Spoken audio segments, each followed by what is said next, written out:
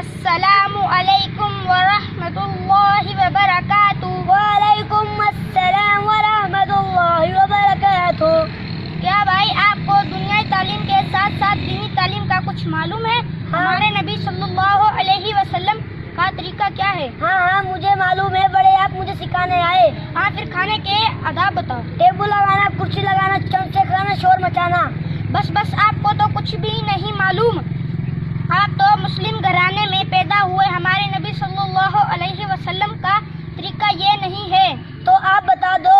پہلا دسترخوان بچھانا، دوسرا دونوں ہاتھ گھٹنوں تک دھونا، تیسرا کھانا شروع کرنے سے پہلے دعا پڑھنا، نمبر چوتھا ایک زانو یا دو زانوں پر بیٹھنا، نمبر پانچواں دائیں ہاتھ سے کھانا، نمبر چھٹا اپنے سامنے سے کھانا، نمبر ساتواں 3 انگلیوں سے کھانا، نمبر 8واں اگر لقمہ گر جائے تو اس کو اٹھا کر صاف کر کھانا، نمبر 8واں نمبر 9واں برتن اور انگلیاں صاف کرنا، نمبر 10واں ٹیک لگا کر نہیں کھانا، نمبر 11 زیادہ گرم نہیں کھانا، نمبر 12 کھانے میں عیب نہیں نکالنا، نمبر 13 کھانے کے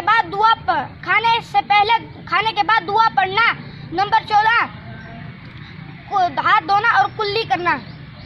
اچھا بھائی، میں آپ سے کچھ سوال کرنا چاہتا ہوں۔ ہاں سنیے۔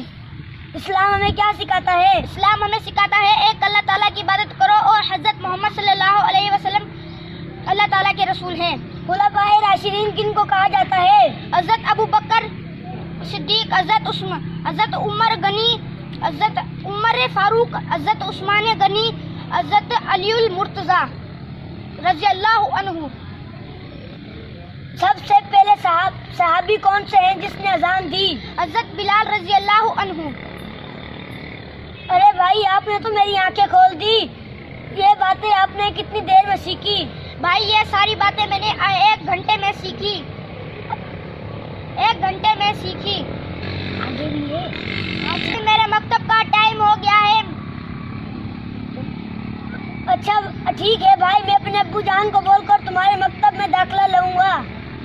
السلام علیکم ورحمۃ اللہ وبرکاتہ۔ وعلیکم